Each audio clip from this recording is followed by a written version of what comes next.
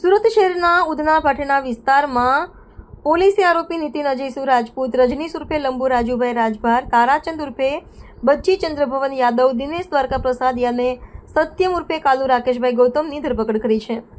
પૂછપરછ દરમિયાન આરોપી નીતિને જણાવ્યું હતું કે જય ગોગા લોજિસ્ટિક્સમાં કામ કરતા એક કર્મચારી મંગેશે તેમને આ ગુનો કરવા માટે ઉશ્કેર્યા હતા.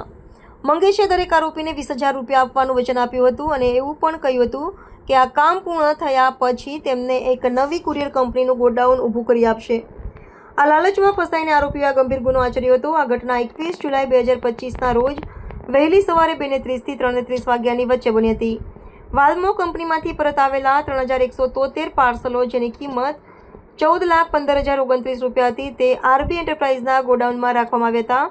આ પાર્સલો ઉપરાંત 2 ડેલ લેપટોપ, એક આસુસ લેપટોપ અને એક કેનોન પ્રિન્ટર જેવી કુલ કિંમત ₹50,000 રૂપિયા હતી તે પણ સળગાવી દેવામાં આવ્યા હતા.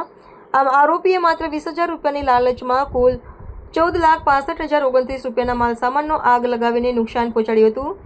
ઉધના પોલીસે આ પાંચેય આરોપીને પકડી પાડીને વધુ કાર્યવાહી હાથ ધરી છે. આ કેસમાં કાવતરું ઘડનાર મંગેશની શોધખોળ પણ ચાલી રહી છે. મંગેશે જૂની અદાવતમાં ષડયંત્ર રચ્યું હોવાનું પોલીસ તપાસમાં બહાર આવ્યું છે.